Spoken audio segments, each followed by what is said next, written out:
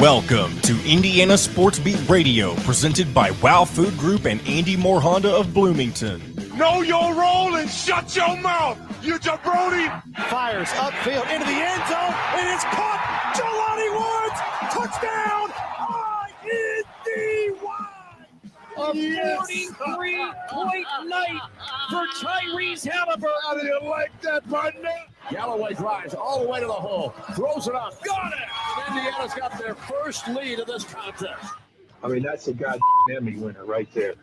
Now, from the Golf Club at Eagle Point Studios, here's your host, Jim Coyle. Hello, everybody. Welcome aboard. It is Thursday. Appreciate you joining us here on Indiana Sports Beat Radio, of course, powered by Andy Moore Honda. Just go to andymorehonda.com to get more to your door in the best in new and used vehicles, and the Wow Food Group and great places like Chop Shop, where last night you could have found Inside Indiana Football with Tom Allen and Don Fisher. I was out there for that. Enjoyed an incredible meal of swordfish straight from their fresh seafood that they have that last night I found out. Dustin Schutte, who is along today for the ride. Great to see. Speaking of fish, because he's a great swimmer. I am not a great swimmer. I just completely and totally made that up. I had no segue, and I'm usually great at segues, and I had nothing. But there's seafood. Mike Ross told me last night, every bit of it. When you go in there, you see fresh grouper, fresh tuna. 2 days. 2 days ago, it was in the ocean. Let me repeat that. 2 days prior, it was in the ocean. It's overnighted. That's phenomenal. There is no place where you can get that. Not only that, you can walk into there on the market side, pick out a fish or steak, whatever you like, and they'll make it on the steakhouse side of Chop Shop, Market Table and Steakhouse. So, man, you can't beat that. But how's everybody doing? Hello to everybody jumping on the Andy Moore Honda hotline from all over the place. Our friends listening on YouTube. Fred from Easton, Pennsylvania. Kent up in Mount Pleasant, Michigan. Larry out in Las Vegas, Nevada. Hello, Heath. How are you doing, sir? Mike, Steven, Kevin from Monroeville. Pointing out the Cubs take 2 out of 3 from the Brewers, not only solidifying their wild card position, but kind of sneaking back towards the divisional race. Kevin, that was Kevin. Justin, John jumping on from Southport. Mike talked about the glare, Dustin. You may have to powder. I might. It's freshly shaven head here is what's going on. It's just giving him some grief. I don't have the cojones to do that. It would be a lot easier. You don't have to worry mess with anything, man. You don't have to worry about it being like this all the time. You throw a hat on. But how's everybody doing? How about some volleyball action out in Nebraska last night? Did you see this? If you didn't even see a picture of it, you've missed out. But and if you didn't know, again, I've said it enough that the Big Ten is king of college volleyball especially when it comes to women's. But Nebraska is the queen of, I guess I should say the queen of volleyball. They're the queens of volleyball, if that makes sense. I'm trying to be anatomically correct. Women's volleyball, they rule, man. They're on the mountaintop of volleyball. Exactly. And of course, their football stadium has been sold out every game since like 1960 something, whenever it was, or how long does that thing go back? They've sold out like it's 50 plus years. I wrote a story about it a couple years ago. I can't remember the exact year on it off the top of my head, but I think it's 305. Yeah, it's nuts. 305 might be the record, but then I think it's even like 3. Let's This is why we have But while you're looking that up, last night they were able to get in 92,003 people. 92,003 people to watch Nebraska play volleyball and defeat Omaha. Yes. I should have known you were going to go that route. So the sellout streak is at 389 consecutive games. And it started in 1962, November 3rd, 1962. So you were on with a decade there. But yeah, that's crazy. But that was insane. The tunnel, I don't know if so the football team comes out to the Alan Parsons Project, like the Chicago Bulls, old people will remember that. But when they came out, the volleyball team did that same entrance. It gave me goosebumps. Like, it was just so cool. 92,000, which is like a women, I think it's multiple world records. It did. For women's sports. First of all, that was awesome. This sets an attendance record for women's athletics ever in the history of planet Earth of attendance. Prior to that, this makes sense. The record of 91,648 was set in a Champions League semifinal between FC Barcelona. Make sure you get Barcelona in there. Barcelona and Wolfsburg in a Champions League match. For this particular thing, they sold 82,900 tickets in 3 days. That's insane. I mean, absolutely insane. 82,900 that's 83,000 tickets in 3 days. That is crazy. But hey, there's something fun to talk about. Something not fun to talk about is what's going on with Jonathan Taylor and the Colts. General Manager Chris Ballard spoke yesterday, just said that that it sucks, yada yada. Well, what sucks is they're screwed with him now. It's like you've wasted. Well, dumb. I think it's just dumb. I think they made a big old major blunder there. Ha! There's a great one. Taylor Swift numbers, baby. Oh, yes. Yeah. Got to give Justin props on that's funny. The truth jumping on as well. I think the Jonathan Taylor situation is interesting because I think Colts fans want return because they think he's not going to stick around next season. I don't know. The running back market is so interesting because I don't like I guess the way I should put this is they allowed him the opportunity to basically say, okay, you think you are worthy of a trade? Go out and find the buyer. Go out and find somebody that's willing to pay you what you're asking, and we'll look into it. And that's just not the case. Like, the agents of these running backs are not doing them any good because it's not like running backs are a dime a dozen, but they don't need to be as efficient and as effective because you're basically looking at somebody that can give you 3 to 5 years. Well, Jonathan Taylor has given the Colts 3 to 5 years. So they'd love to keep him. There's no question about that. But are they going to spend a boatload of money to keep a running back? Not when you can get help for Anthony Richardson on the offensive line, not when you can spend that money on a wide receiver. Like, it's just you can get another solid running back that can maybe not be as effective, but if they can, it's more important to protect your quarterback in today's NFL and to get talented wide receivers than the running back position. That's just the way it is. So I think there's a lot of bad advice going around in terms of the running back situation and what these agents are trying to do. I mean, to their credit, you want to get as much money as you possibly can, and Jonathan Taylor's been a really good running back for Indianapolis, but it's just how it goes, man. That's just the market right now. It's the way the NFL is being played. It does. I think that I think he just made his demands were just too high. It does suck because he was great and he gave, and that's how it usually works.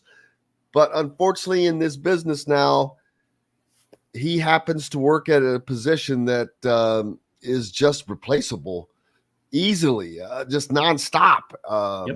And it's a sad thing, but it is a business. When you're talking millions of dollars, it is what it is. Michigan State men's basketball will host Tennessee for a charity exhibition game on October 29th to benefit Maui wildfire relief efforts. The program's announced yesterday. Here's what you need to know. All proceeds will be donated to the Hawaii Community Foundation Maui Strong. Ticketing information and tip-off time will be announced at a later date. First of all, how does this get put together? I don't know, but are they allowed to do this? If not, why are not more teams doing this? Well, so I think in the past, Nebraska, Colorado have done a charity basketball game as an exhibition. I think Purdue and Arkansas have one scheduled as a charity exhibition game. So it must be permissible under the NCAA scheduling guidelines. I don't know the specifics. I don't know if it has to be charity involved. I don't know what the case is, but I think it's a great idea because a couple things get into play here. Number one is that it's obviously for a great cause. I mean, it's something to help other people, whether this was for Maui or for another charitable event. It's a really great cause to do that. Second, Kansas and Illinois, we've talked about, they're doing it. Oh, Kansas and Illinois are doing it. Okay, so there's another one, and then you get an exhibition game with great competition, and then you get fans an opportunity to see two really good teams, and maybe the tickets aren't so expensive, so you might get another opportunity there. So there's a lot of benefits of doing this stuff. I don't know why more teams don't do it. My guess would be in the future more teams will do it, but I don't. Well, just between these two games right here, this is, let's see, the rankings are all kind of bouncing around a little bit, but in some places, Tennessee's ranked number 5. Michigan State, we know they're all over. They're number 6. You mentioned Kansas and Illinois. Kansas ranked number 1. In Illinois, number 14. So not only are these games, these are some really could be some potentially great matchups. Yeah, they could be a lot of fun. I think that, and this is like the exhibition games, obviously, usually you schedule a Division II opponent or an NAIA opponent because you're just trying to get minutes. You're trying to get, some of the butterflies out early. So, but it's really cool to see these other teams coming together, working together to, like I said, put on, obviously there's a game you want to win. You want to get the most out of your players, but at the same time, to do it for charity, I think is a really cool thing. And I think we probably will see more college basketball teams go this direction, but it's obviously the college basketball season is a grind as it is. So adding another intense exhibition game to the schedule may not be everybody's top priority, but I'm sure more teams are going to start doing it. Well, I'm curious. I haven't seen because of the wildfires. Support continues to pour in. Organizers of the 2023 Maui Invitational have yet to make an official decision on the future of the tournament. Public relations firm Kemper Lesnick, which Kemper Sports manages the golf club at Eagle Point, by the way, the event's organizer issued a news release Monday regarding the status of the Maui Invitational, which is scheduled to be played at the Lahaina Civic Center. Lahaina is where these fires are going on in November. Gonzaga is slated to face Purdue, so Purdue is scheduled to play in the Maui this year in the first round.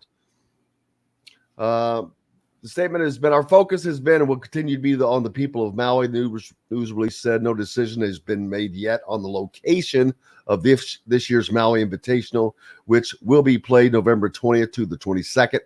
At the appropriate time, we will meet with Maui officials to discuss where we can best host the event in a safe and respectful manner for residents, players, staff, and fans. The LCC survived and has been used as a shelter for those impacted by wildfires. That must be where the Lahaina Civic Center. So it's being used as a shelter right now for those impacted by wildfires that have burned over 2,000 acres of land in Maui. How many acres do they even have? It's not like they got a lot. Right. I don't know. Now, another thing that amazed me, Governor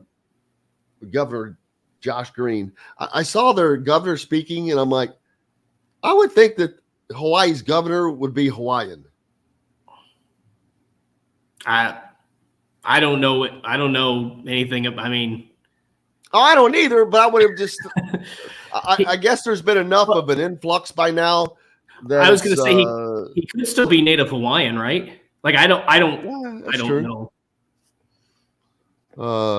Purdue by 17. Great. Bill jumping on. Hey, we got lots more coming up here on Indiana Sports Beat Radio. Chris Denari will join us later. Angelo Pizzo on today. We'll talk about his new movie. Looking forward to that. And I've got an idea for his next project for him as well. We've got lots more. Dustin Schutte on with me right now.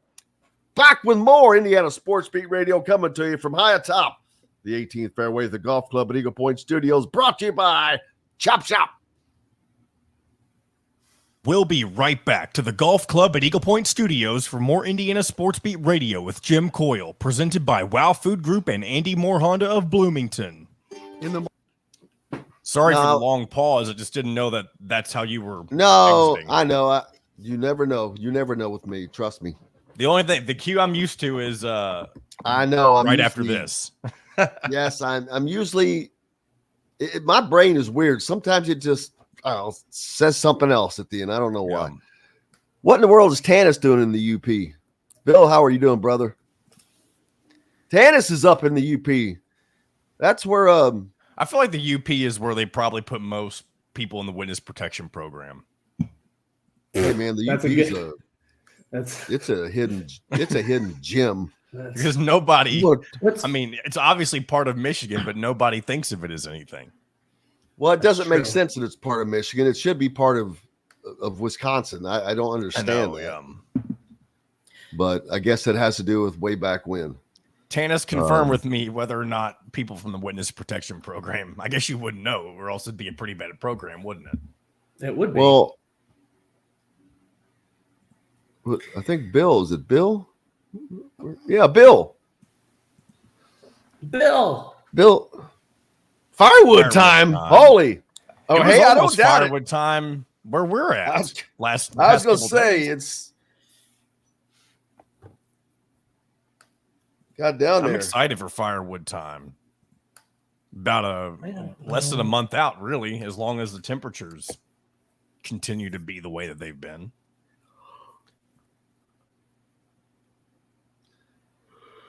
Excuse me.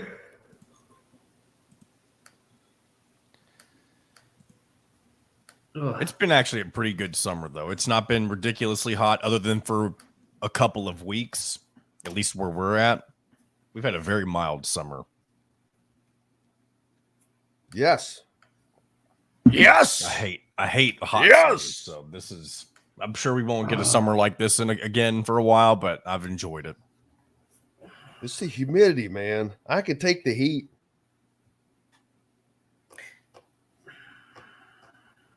I can take the heat, baby. I should see if I can. There. Oh, I can see. Hey, Dustin, you got to get on and do your pick'ems on ESPN. I do. It's easy. You just go to ESPN.com. Pick Fantasy 2023 College Pick'em. Then under groups, Indiana Sports Beat Radio. We have our own group. Perfect. All right, here we go, folks. Any rounds as you like for just $299. That's better than a birdie. But you don't have to be a student to play at Eagle Point. Go online to set your tee time or call 812-824-4040. The Golf Club at Eagle Point in Bloomington. This segment is brought to you by Southern Stone Restaurant.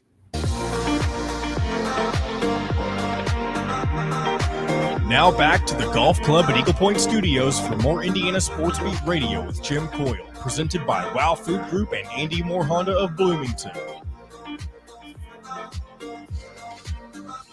Welcome back, Indiana Sports Beat Radio here on this Thursday, August 31st.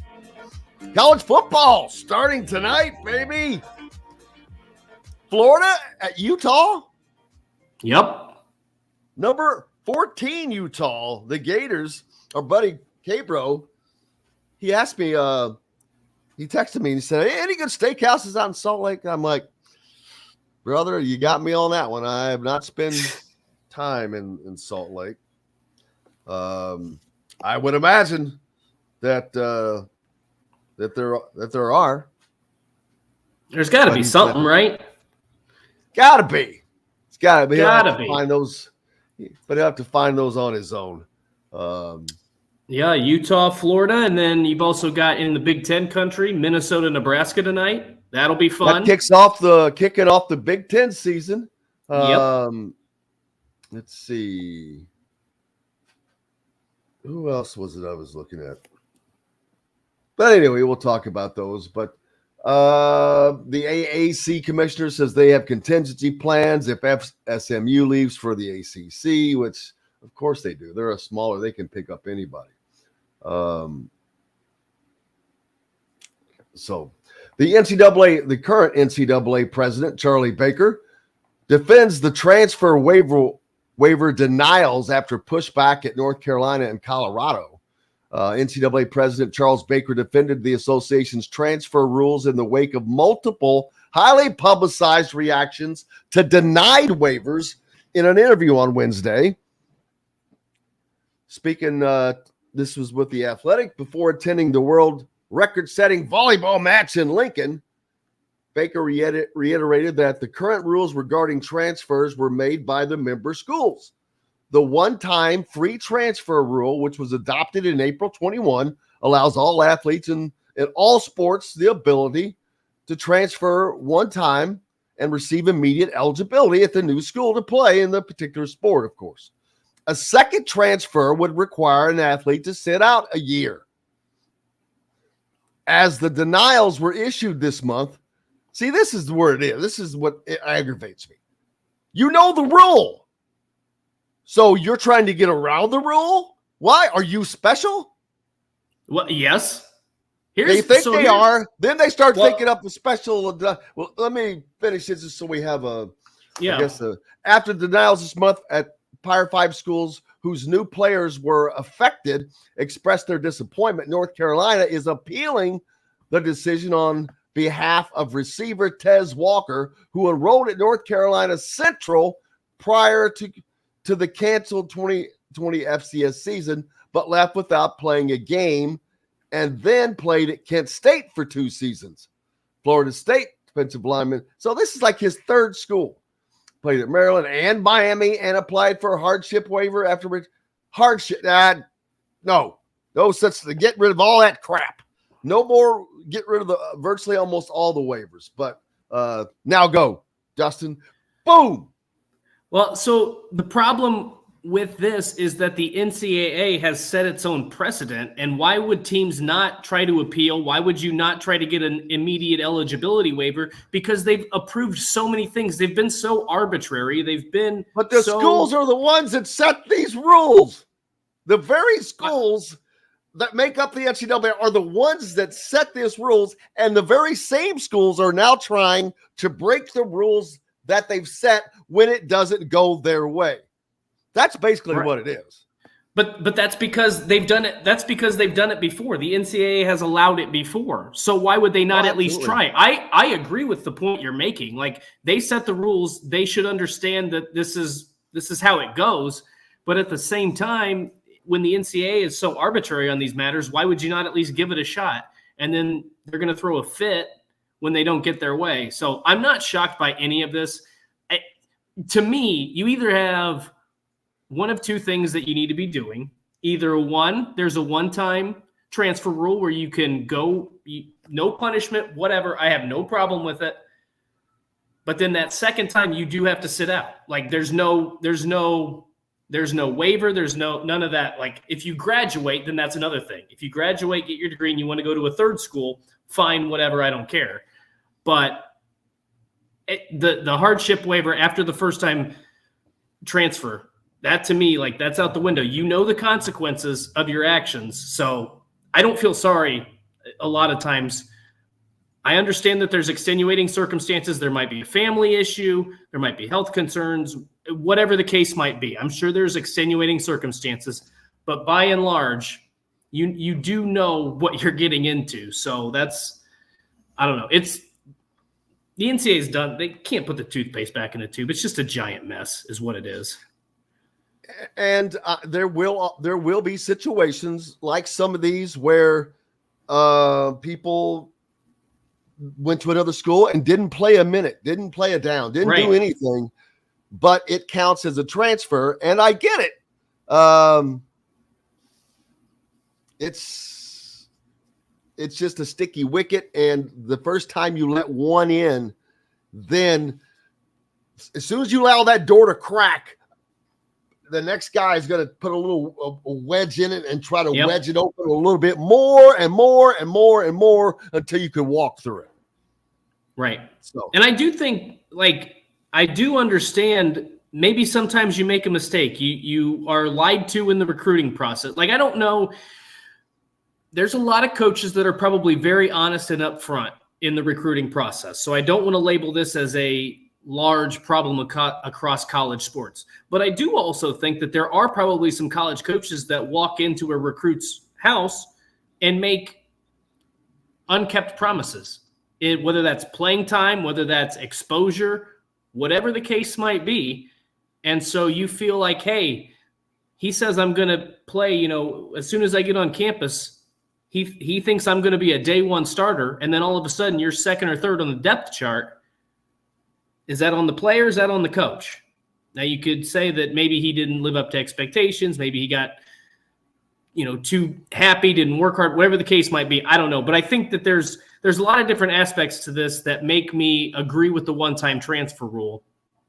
But it's just so tricky. I can't even, this is how frustrated the NCAA has me. I can't even make a solid point here. Oh, go ahead. It's always solid. I just feel like I'm rambling about the same stuff over and over. I get the one-time transfer rule. I don't necessarily agree with it, but I understand it. So I don't know. It's crazy. The same thing with the NIL stuff too. What's permissible, what's not permissible, all that stuff. And see, there was one that applied for a hardship waiver to be closer to his ailing mother. See, no, I still say no. You can go. No, you can go. You can go play. You can go to this school if they'll take you, but you just can't play for them that year. As a matter of fact, if your mother is ailing, go ahead and transfer and spend that time with your ailing mother instead of playing football and then come back to whatever sport it is after that. But I don't know if I agree with that aspect of it. Like that's where I would say I would give the benefit of the doubt. Like I said, there's always going to be an extenuating circumstance where if something is happening family-wise or there's an illness or whatever the case might be, then I totally get it. I understand that aspect. I would probably grant a waiver in that regard. But if it's just because of playing time, because you're not liking what's happening, then no, I'm not going to grant that waiver. There's always going to be, and I understand the slippery slope argument. Like where do you draw the line? Where's it's a large gray area, but and the NCAA does a terrible job at deciphering who gets to play and who doesn't get to play. I remember this goes back to the Luke Ford thing when he transferred from Georgia to Illinois and didn't get an immediate eligibility transfer waiver from the NCAA before the one-time transfer rule came in. He moved closer because his, I think it was a grandparent who was in failing health, and he moved closer to his he wanted to be closer to his family. But when he transferred to Illinois, it was not within the permissible radius of his hometown to where he could be granted a one-time transfer waiver. The problem with that, Jim, was that there was no school within that specific radius. He could not have transferred anywhere and gotten a one-time transfer and gotten a waiver based on the NCAA's rules. But that same year, guess who did get an immediate eligibility transfer waiver? He also transferred from Georgia. What? I said somebody from North Carolina. No, he also transferred from Georgia. He ended up going to Ohio State, and his name was Justin Fields. Justin Fields? Yeah. Colorado coach Deion Sanders took issue with the NCAA's handling of mental health issues in the wake of one of his players being denied immediate eligibility. Buffalo's offensive lineman Tyler Brown has dealt with a host of mental health issues throughout his life and college football career and cited them in hopes of being allowed to be immediately eligible as a two-time transfer, but the NCAA denied his waiver. Okay, what does this have to do with anything? Stay where you are. What does your mental health have to do with your coach got a better position at a better school and you can move on? What the hell does that have to do with mental health? It's just that Jim Harbaugh talked about this at Big Ten Media Days 2 years ago, I remember, that mental health is very, very important. It should hold itself as an important place, but it's also used as a scapegoat too easily. You can't just every time somebody says, "Oh, mental health," and it's. Well, I think the problem is that, and we're getting into it today, aren't we? This is such gotta do something. This is such a tricky situation and tough conversation from the mental health standpoint, because I do think that that's something that does not maybe get talked about enough. Like, I think there are some things that players go through and there's situations that players go through that we aren't aware of or that we're not knowledgeable about. So I totally understand that. Working their ass off for one thing. Right. And I think that what Jim Harbaugh was saying was, I can't remember the player's name. I apologize for that, and maybe it's best that I don't. But there was a Michigan, I believe, offensive or defensive lineman who transferred from Michigan to Cincinnati, and he cited mental health as a reason for his transfer. And essentially what Luke Fickell at the time, who was the Cincinnati head coach, wanted Jim Harbaugh to do was to agree that this player had been struggling with mental health during his time at Michigan. And that might have been true, but there was no record of it. And Jim Harbaugh did not want to basically he did not want to lie. I don't know what the right word is. I don't know that that's the correct term, because again, I don't know the mental health situation, but there was no documentation of him, seeking help professionally or anything like that. So I don't know the ins and outs. It's an uncomfortable conversation. So I don't know where all it goes, but there's basically Jim Harbaugh didn't want to manufacture a story so a player could have immediate eligibility, because he thought that was also going to be a slippery slope. So it's just, again, I just go back to this is all just such a mess. That it is, but guess what?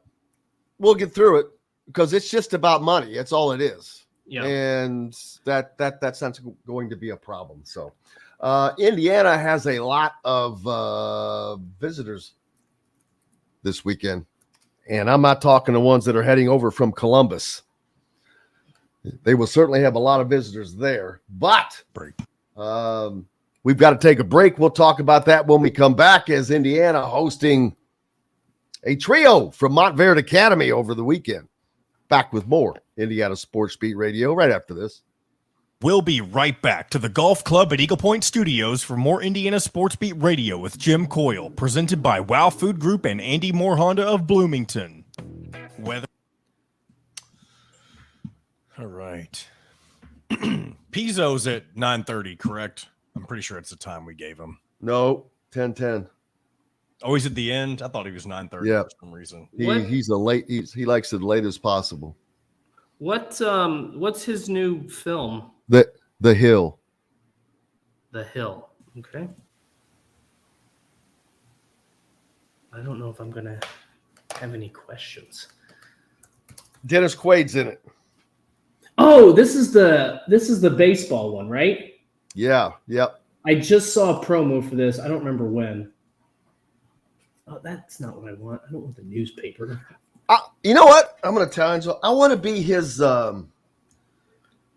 Dennis. Or You need to make a cameo appearance in the movie, Jim. Like just walk in the background or something. Dan Patrick. I want to be. All right, so you want to be Dan Patrick? No, who was the name I'm thinking of? Waterboy, Adam Sandler. Yep. Okay, Adam Sandler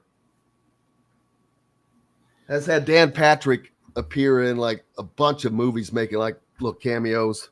I want to be his Dan Patrick. There you go.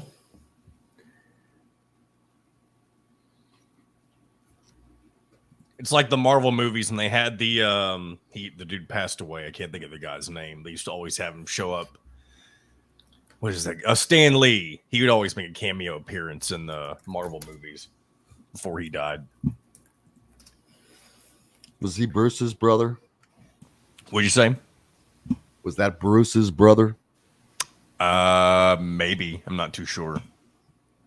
I'm kidding. I mean, it could be. I don't know. Do you know who Bruce Lee was? I would assume he is nope, that I'm not going to stereotype, so I'm not going to say what I was going to say. It's if you don't, yeah, it's just what is happening today?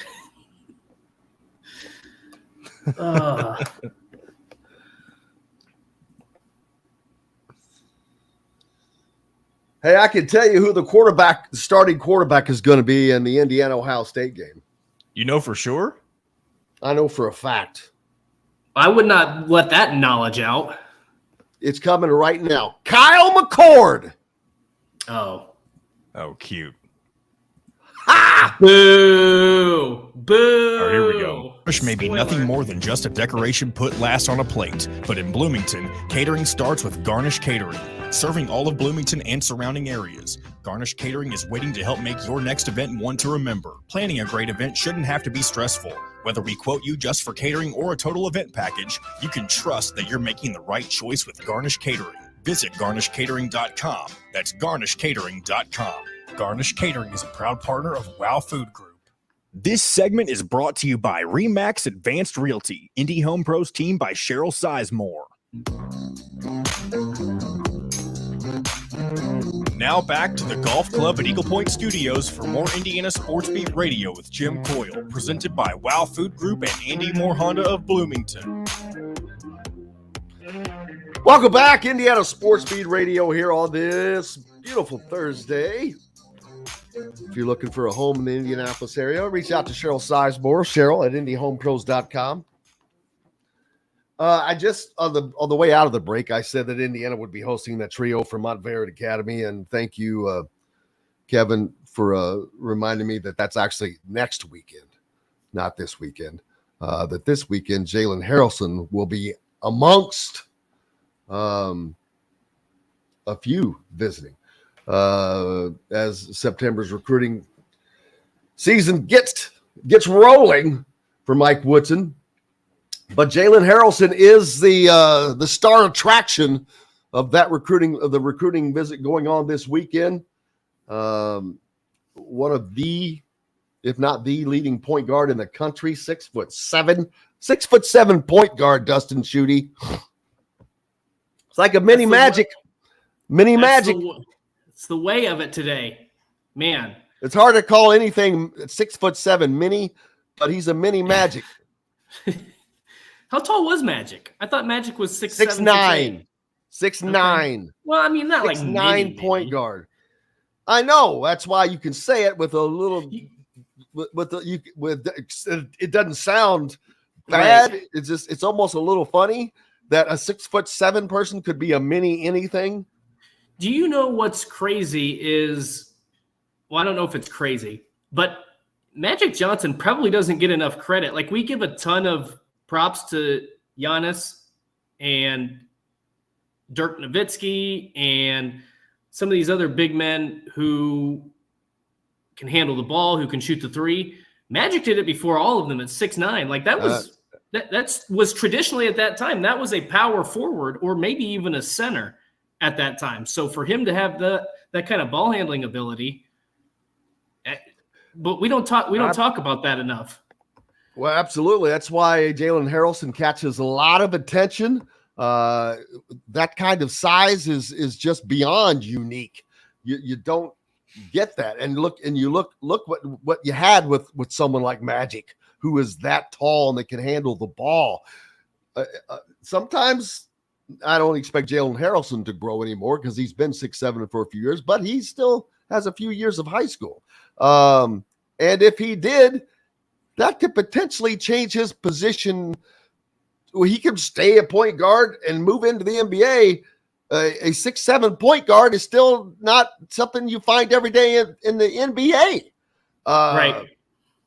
But and so he could just increase his versatility by being able to play the 1, the 2, the 3. If he grew to 6'8", probably still just 1, 2, and 3 at the NBA level, but in college, he could play 1, 2, 3, 4. That's what Magic played center for a playoff game.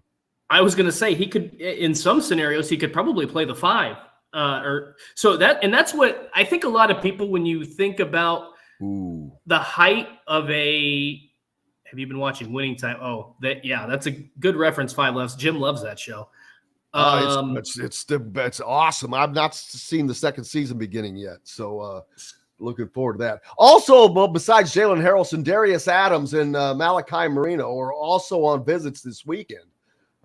So Indiana hosting three guys this weekend that could all be an important part as recruiting season gets kicked off this weekend, with Indiana hosting Ohio State. You always use the football games. They're great atmospheres. You've got that's pomp and fun. You've got all the tailgating going on, the bands out in the air, balloons flying around. The weather's going to be incredible. People are going to be going, oh, hey, Jalen Harrison. And this is just a gigantic month for Indiana in recruiting because they have this many 2024 recruits, Dustin. A big old goose egg, 0. You know what? You know what? You talked about how all of those things are going to be happening. It's going to be a great atmosphere in Bloomington, I'm sure, on Saturday, first game of the year. A lot of excitement. Ohio State's going to draw a big crowd. All those things are going to happen. And then you know what's going to happen, Jim? Yeah, it doesn't matter for the recruits. They won't be. Here's the thing. You go over for the first half of the game, and then you take them elsewhere to do other stuff. Well, we've got to go to dinner. We've got to go see Cook Hall. We've got to go this and that. You enjoyed the first half of the pomp and circumstance and all that. Now let's go elsewhere. That's how you get the biggest bang out of that buck. You don't take that way. You don't let any of the air out of the balloon. Yeah, right. That's true. I would say first quarter because I fear, I don't know, man, that game could get ugly quick. I don't want to put the demise on Indiana's football season before we even get kicked off. But to not name a starting kicker is very concerning to me. It tells me that your only weapon is secrecy, which I've got to chime in on that because I do believe at the show last night, the Tom Allen show with Don Fisher, he was asked about the kicking situation, and he mentioned that there will be 2 kickers. Chris Freeman will handle kickoffs, and it's Nico something. He has a tough last name to pronounce. I don't want to try to butcher it, but he will handle field goals, I believe. So he has cleared that up. Okay. Well, that's good. But other than that. Yeah, well, that'll relay itself. But let's finish up on the visits this weekend. Darius Adams also coming in to visit. Adams is one of the newer Indiana basketball targets in the 2025 class. While he's been on the radar for Indiana, he just received an offer within the last couple of weeks. As a sophomore and up in New Jersey last year, he averaged 20 points and almost 8 rebounds a game. He played for PSA Cardinals on the Nike EYBL circuit over the summer and transferred to National Powerhouse Prep Program La Lumiere, Indiana, where he plays with Jalen Harrelson, who also transferred there over there. So Lalu is going to be pretty good. Lalu, it's going to be interesting. It's going to be hard to beat Montverde because of they're just loaded. But Lalu is loading up too. A lot of kids. But these guys that transfer to Lalu, like Jalen Harrelson from within the state, they lose their eligibility to be Indiana Mr. Basketball. They lose their eligibility to make the Indiana All-Star team. And I have to say, I think that's a mistake for people like Jalen Harrelson. The guys they're already that good. I don't know that going to La Lumiere is going to change his future, because a guy like that, he's got offers from Indiana, Duke, Purdue, whomever you want to throw out there. He's going someplace great. And yes, better competition is always good, but sometimes you do things too fast. And Indiana Mr. Basketball is one of the, to me, it might be the most cherished high school award that there is in the country. Probably. In basketball, for sure. Oh, absolutely. But this thing, it's something that goes way back. So you've got length of time, the people that it encompasses. Oh my goodness. The people that didn't win it. Mind-boggling. You know who's not Mr. Basketball? Who was not Mr. Basketball in Indiana in 1974 or 3, whenever he graduated? Larry Bird. Nuts. Yes, nuts. And there's a list. That would be a great list to compile. The greatest players who did not win Indiana Mr. Basketball that were eligible to win. Boom. That would be that would be a fun project. There's got to be a list. Because somewhere. I promise you would be shocked to see some of the names that are on that list. Think about all the guys that have come out of Indiana, that the great players and whatnot. But so there's that. Also, Malachi Marino rounding out on the recruiting visits for Indiana. He's going to be in Bloomington this weekend here. He's a 4-star center, ranked number 50 overall on the composite rankings. He received an offer from the Hoosiers back in 2022 of October. It's his third recorded unofficial Indiana visit for Marino. 3 unofficials. That's a great sign. He's 7'1". He's one of the rising bigs in the 2025 class. He goes to Great Crossing High School in Kentucky, and I have no idea on earth where that is. I'll have to look that up. Where is it? 15 points, 11 rebounds, and 5 blocks a game, shooting 64% from the field, 62% from the free throw line. He's a true athletic big length. Boom. He plays, and we're starting to see this. These Kentucky kids, Kentucky does not produce the amount of talent Indiana does in basketball. Right. We know that. And we're starting to see these Kentucky kids come over and play for these Indiana AAU teams. We saw it with, I think it was Reed Shepherd. Marino plays for Indiana Elite 2025 on the Adidas 3SSB circuit. He's teammates with fellow 2025 Indiana targets, Braylon Mullins, who is coming to Indiana on September 19th, and Desmond Briscoe, who is also a 2025 target, a power forward, 4-star. Trent Sisley on the 23rd. So it's going to be a parade every week, of which you could care less about, but I promise you, the truth is all over it. He wants to hear about it, baby. Well, I mean, it's a good sign. State.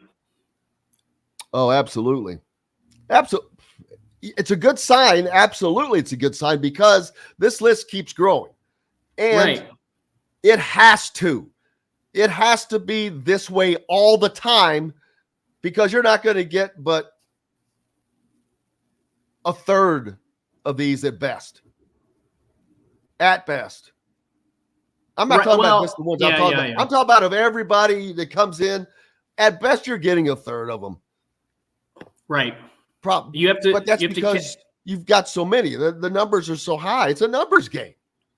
Right. It is. And with NIL, it's a completely different ballgame. Well, I mean, I don't know if it's a completely different ballgame, but I feel like there's probably going to be more schools that could potentially be involved because, look, Indiana, in terms of basketball, the NIL situation that they've got is probably maybe one of the best in the country. I don't know. But the point I'm making is you could potentially have a guy who a school that may not be as nationally recognized as Indiana. So let's just say, let's throw Purdue in this mix.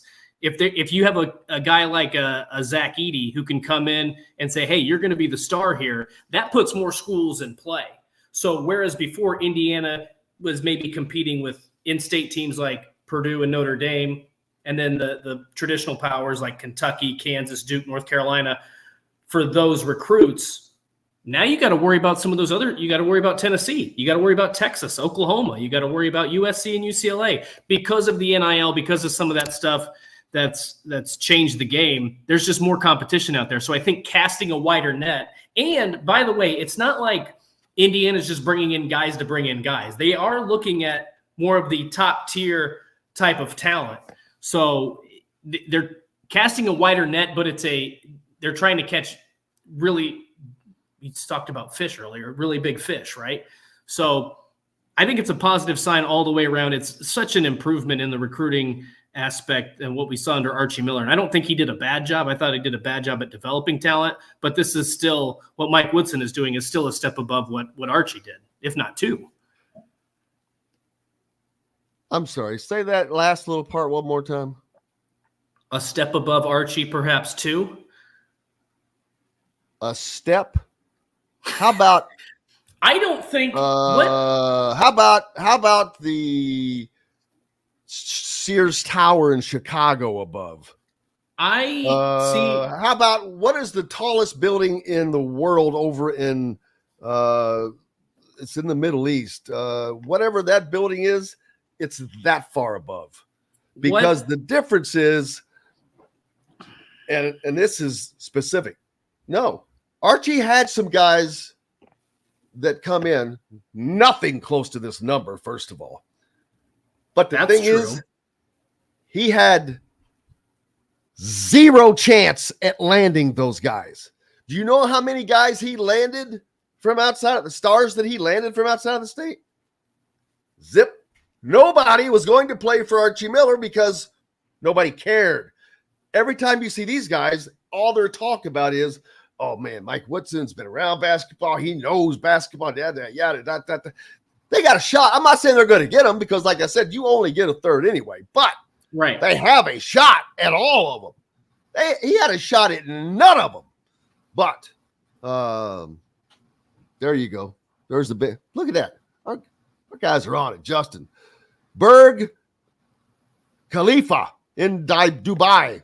Well, Mike Woodson is Burj Khalifa above Archie Miller, whatever that means. I hope I didn't say anything disparaging. And I was going to say we should have looked that up before we just threw that out there. Not to that we don't trust Justin, but got to do your due diligence. Yeah, and Andy's right, commenting on the Andy Moore Honda hotline. Indiana has never, ever had this many nationally profiled, high-profile guys visiting or interested in Indiana for a couple of reasons. During the Bob Knight era, he didn't go outside of this region. Indiana, Illinois, Michigan, Ohio. That's where he recruited from. Now, there were a couple of guys outside of that, but go back and look. He stayed right there. He didn't have to. But yes, I agree. Absolutely. We've got to take a break, according to the boss. We've got lots more coming up in the next hour. Angelo Pizzo, of course, the maestro from behind Hoosiers, and Rudy will join us to discuss his new book, The Hill, starring Dennis Quaid. Also, Chris Denari, the voice of the Pacers, will join us as well. Did you say book? Did I say book? New movie, I meant. Well, it was a book first, maybe. Okay, there we go. I don't know that for a fact. I'm kidding, but we'll talk about the Hill. The Hill. Back with more on Indiana Sports Beat Radio right after this. We'll be right back to the Golf Club at Eagle Point Studios for more Indiana Sports Beat Radio with Jim Coyle, presented by Wow Food Group and Andy Moore Honda of Bloomington. In the market. You ain't lying, Robert. John Boy, how's the green room going? We haven't done any of that. That's something you and I are going to do together. I'm not going to do it by myself because we both need to know how that works. Gotcha. We can work on that next week if you want. And I need to get Roadcaster. But again, I may not. Well, I mean, I'm still going to need it, but. Yeah, I'm really looking forward to figuring. I think it's going to be easy to figure out because I think you actually mentioned this. I'd like to start running the show directly from StreamYard because it'll make it really easy for people like RC to fill in for me and it sound normal, and potentially you to even run the show yourself if we don't have anybody else. And that'll be really good because and easier for you. That's true. I mean, yes, I'm very comfortable doing it the way that I know how to do it, but I don't think it'll. No, I'm just saying it'll be even easier the other way.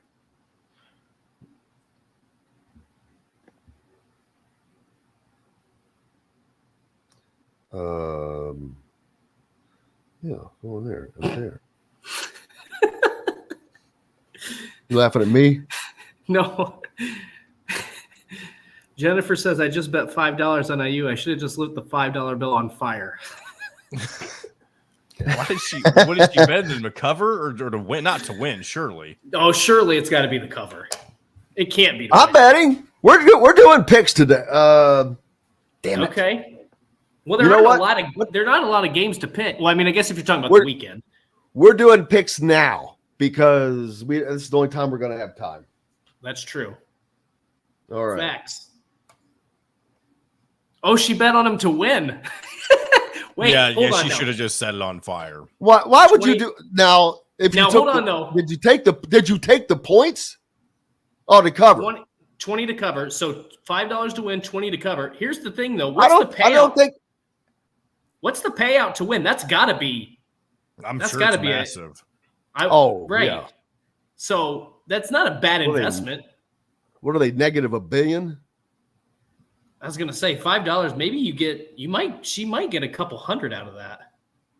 Maybe that might be a little bit extreme. I'm still taking it. I mean, I'm not betting yet because I can't legally do it yet here in Kentucky. We are coming close to that though. I'm very excited. 115. I would take Indiana to cover. 150. But you can have a nice steak dinner at St. Elmo's with that payout. Fingers crossed. All right, here we go. Real estate actually, for additional information, 812-583-0919 or go to mystonecrestliving.com. That's mystonecrestliving.com for more details. This segment is brought to you by Hank's Pizza Mac. Now back to the Golf Club at Eagle Point Studios for more Indiana Sports Beat Radio with Jim Coyle, presented by Wow Food Group and Andy Moore Honda of Bloomington. Hey, welcome back to the Golf Club at Eagle Point Studios here on this Thursday. And don't forget, students, if you've got a student that's going to IU or you know a student, any student, doesn't even have to be IU, doesn't matter where if they're a student, Golf Club at Eagle Point, allowing them to play for the rest of the year for just $299. That's only 10 rounds. That 10 rounds cover that. You get 10 rounds in and you've covered that. So boom. How's everybody doing? Fozon jumping on the Andy Moore Honda hotline from Amon Jordan. Appreciate you, brother. Earlier, let's see, I mentioned Larry from Las Vegas. Larry, did you move to Las Vegas? I thought you used to be someplace else. This weekend's football games. Let's go over those real quick before we run out of space with Chris Denari joining us next and Angelo Pizzo after that to talk about his latest film.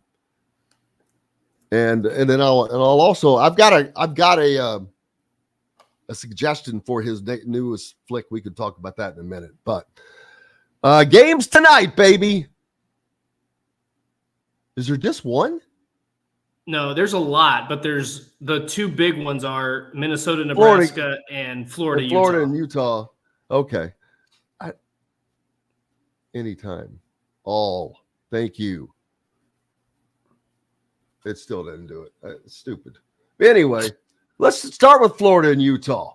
The Gators have to travel, first of all. Yep. Utah's favored to win, of course. Utah's good.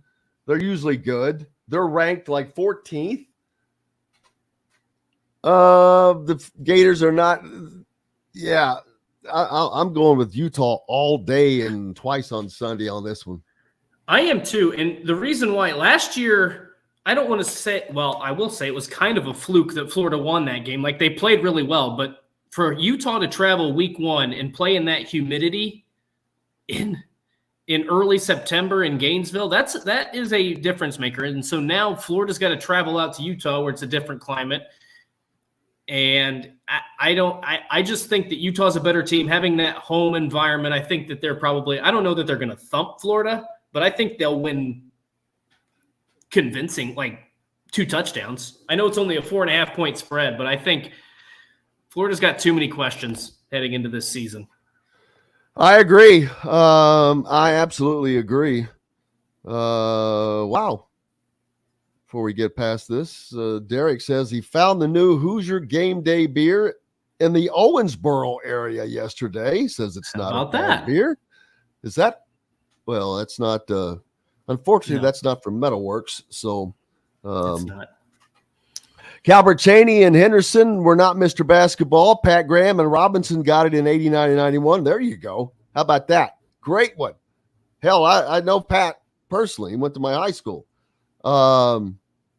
He got Mr. Basketball over Calbert Cheney.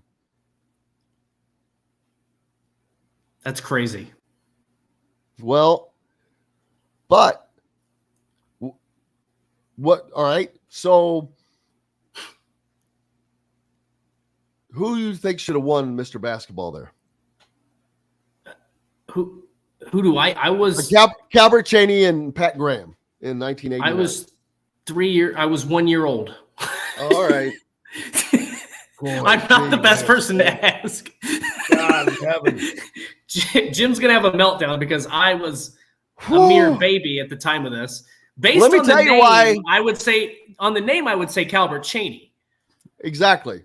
And it would be completely understandable by most people. But let me give you the lowdown. Pat Graham averaged 32 points a game on a team that was highly ranked in the state all year long, and that he led to a Final Four where he, unfortunately, they lost to Kokomo, but they got screwed. But also in that Final Four was Lawrence North with Todd Leary and Eric Montross. Wow. Yeah. So that's the kind of talent. That's just 2 teams. That's what I'm so used to with Indiana's Final Fours, high school, and they're makes them so awesome because it's incredible. But thank you very much, Ryan, for that. Great point. Let's see. Andrew says Florida always has athletes to compete. Yes, they do, but they're just not as good, I think. Let's see. Cheney was hurt his senior year. Good point. But and then Pat was a walking injury at IU. Yeah. So, but he still wouldn't have beat Pat out. Pat was just getting too much pub. Look at this run. 1987, Jay Edwards, and Lyndon Jones both went to Indiana. 88, Mr. Cole. But how about that? Cole, Mr. Basketballs. Yep. Woody Austin, 1988, went to Purdue. Pat Graham, 89, Indiana. 1990, Damon Bailey, Indiana. 1991, Glenn Robinson, Purdue. Those are some names. And then Dude, they went and that's what I'm saying. How about the names that aren't on there? Calvert Cheney, Right. Larry Bird. 2, 3, 4, 5. Then you went 6 years until Luke Recker won it in 1997. And Tom And he Coverdale, transferred out. Jared Jeffries in 2000. Boy, it's been sporadic. 2004, AJ Ratliff. Eric Gordon, 2007. 2009, Jordan Holes. 2011, Cody Zeller. 15, Caleb Swanigan. Romeo Langford in 18. Trace Jackson Davis, 19. Anthony Leal, 20. Caleb First of all, and Caleb Braden Swanigan Smith. played for Purdue. That's what I said. Oh, you just said Caleb Swanigan. I thought you were calling off all the IU. Oh no, I'm sorry. I was going down the Mr. Basketballs that went to either Indiana or Purdue, which I'm sure is riveting radio. So getting back to our football games, Florida first up. I'm taking Utah all day, and I am going to bet that. I will bet that game. I'm all right. I'm doing a parlay tonight, 3-team parlay. I'm going to take Utah. Okay, tonight. Tonight's the night's gonna be all right. What? I'm looking at these other games. What else are you betting on? Nebraska, Minnesota? Give me a second. Now that one scares me.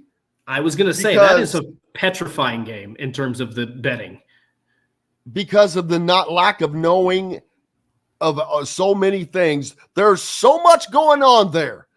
First of all, Bingo. Northwestern, bam. There's so much going on there. I'm like, I don't want to touch that. Nebraska scares me because I don't know what Matt Rule's been able to do there. I'm going to guarantee you. Northwestern. Well, my bad. That makes it even worse. All right, so that's right. I was thinking the two ends. That was last year at the Ireland game. Nebraska and Minnesota. Minnesota, I don't know what they have. I don't know what PJ Flex got loaded up there. Nebraska, I guarantee you Matt Rule is going to have them playing better than they did under Scott Frost. I think he's going to get it done at Nebraska. Nebraska is sick and tired of not winning in football. They're sick and tired of packing that stadium and not seeing winning competitive football. They are capable, more than capable of it. They have the NIL money, and why it's not happened, that was because of the coach. I fully believe that it just didn't work out. Right. I think Matt Rule is going to change things for the Cornhuskers. I do too. And this is what I've said for the past, I don't know, maybe month, probably since Big Ten Media Days. This game is really intriguing because for a couple reasons. Minnesota lost Mo Ibrahim and Tanner Morgan, so two veteran guys and their best offensive player. They've got Chris Ottman-Bell. They've got a better quarterback, but PJ likes to run the football. Their defense is usually pretty good. But Minnesota's a team that usually starts the year. They're not always great to start the year. They get better as the season goes along. And Nebraska comes in. You go back to that 2021 game, Nebraska-Illinois in week 0. And what was Illinois' greatest weapon was the fact that Brett Bielema was in his first season. He had a lot of guys coming back, and Nebraska didn't really know what to game plan for. So what was their biggest hurdle in 2021 is now Nebraska's best asset in 2023, and that is there's an element of unknown. Minnesota doesn't know what to prepare for. PJ Fleck has said it a lot. They're preparing for ghosts. So I think it's completely plausible to say that I think when the season ends, Minnesota is a better football team than Nebraska, but that Nebraska wins this game because of the unknowns. At -7, that is a petrifying line. Gophers are favored -7. I would tend to pick Nebraska to cover. I think that's going to come down to a field goal, one way or the other. I think I would not touch that line. Where is this game being played? Is at Minnesota? It's at Minnesota, yeah. So that gives Minnesota a bit of an edge there. So I think that will help them. I think Minnesota will win, but I would not be surprised if Nebraska wins. Look at that memory that just popped up. How about that? Oh, But that's something else. 1 year since that. Jim and the two J's, Jim and John. Yeah, he visited the iHeart Studios, at least the former iHeart Studios down in Louisville before he moved to 4th Street Live. That was funny. I'll be damned. It's funny when stuff pops up. Yeah. So that one just scares me. Yeah. I don't. I hate to ignore it. I think here's the thing. I'm gonna come back. I'm gonna have to come back to that one. I was gonna say if you love like the adrenaline rush of gambling and being on the edge of your seat for a full 60 minutes, I think that would be. Damn. I think that one will be a good one, and that's Jim with Jim Nance, the two Jims. Is that who that is? There you go. Yes, it was. Damn, it's like a guess who. Yeah, I was just stuff exactly. Yeah, the stuff is just rolling. Yeah, where are my? I'm looking for my wagering app, which I have misplaced on my phone. I can't even remember which one I was using. How about that? Which one was Jamie Foxx doing? Good question. MGM, I think, something like that. Probably bet MGM. I believe so.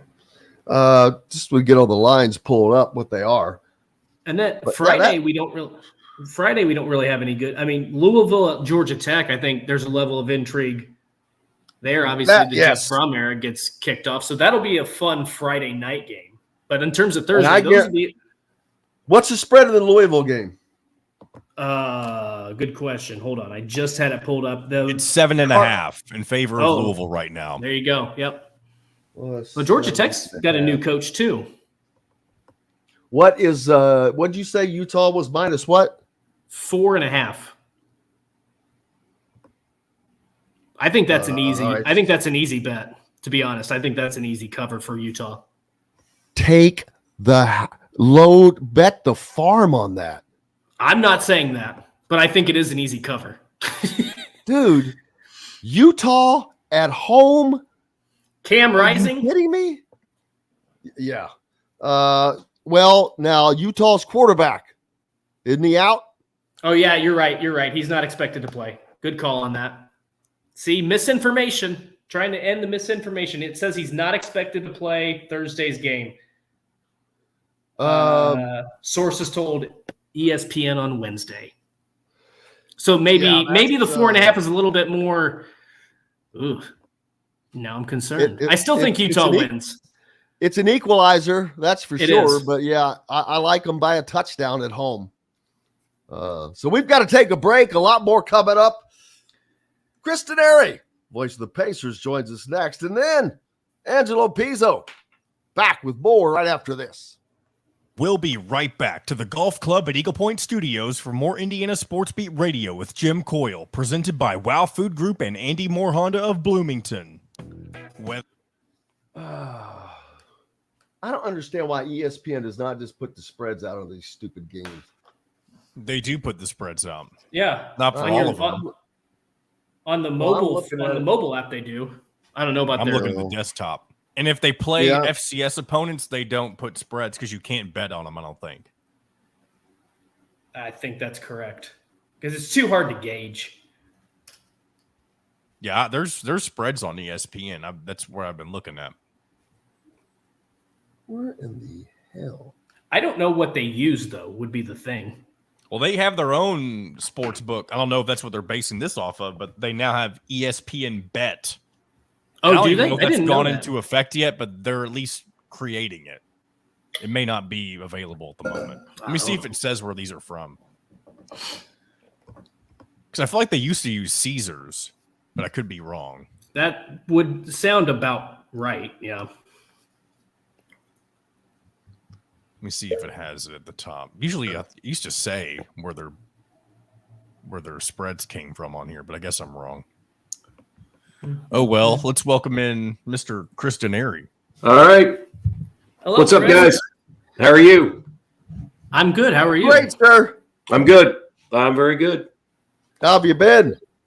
Good. Getting ready. I won't be with you next week. We got our vacation to Pawleys Island. So we leave tomorrow. So you guys will all be working. I'll be playing. Yeah, remind us of that one more time. All right. What's your prediction, the IU score on Saturday? Oh, the score. I didn't realize. You want to take the spread at 45-14, I believe is what you're looking at. Yeah, did I hear 4 touchdowns as the spread? It's 30 now, 30 points. Wow. Yeah. With the over or the total set at, I think, 59 or something. So, yeah, that brings a score of 45-14. Tom Allen Well, revealing the close to kicker really took it up there. They always say it's a good time to take the picture of the stadium when you play Ohio State because it's red. Oh, it is. That's when that's called the media cover day. Do you remember? You remember, John? We did a pod last year with Mitchell Page, and he told us that every picture that they have in Memorial Stadium is from the Ohio State game because it's at capacity and you can't tell the difference. It's like right at kickoff. It's all red, and they're all red. Right. That's what he was saying. Yeah, he's like, you can't do it for Michigan or Penn State. All right, here we go, guys. Everything you need to make a gourmet meal at home, or pick out a tomahawk steak or a grouper fillet and enjoy it cooked to perfection in Chop Shop Steakhouse. Chop Shop Market and Table, a part of the Wild Food Group, is your butcher, baker, and fish house, no matter where you live. This segment is brought to you by Metalworks Brewing Company. Now back to the Golf Club at Eagle Point Studios for more Indiana Sports Beat Radio with Jim Coyle, presented by Wow Food Group and Andy Moore Honda of Bloomington.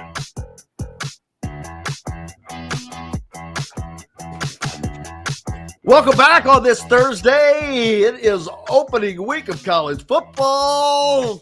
I don't count week 0. It's week 1, but we've got Chris Denari with us, the voice of the Pacers.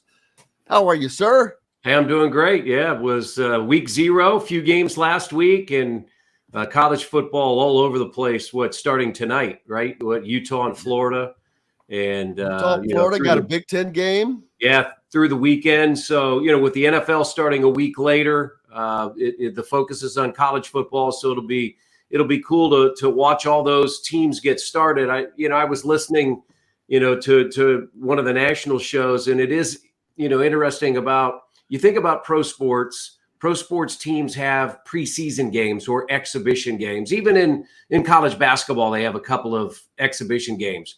But in college football, boy, they start with games that count. So, very important weekend for a number of not teams. just games that count, games that count that are unbelievably hard. Yeah, Indiana, Ohio State is not. Yeah.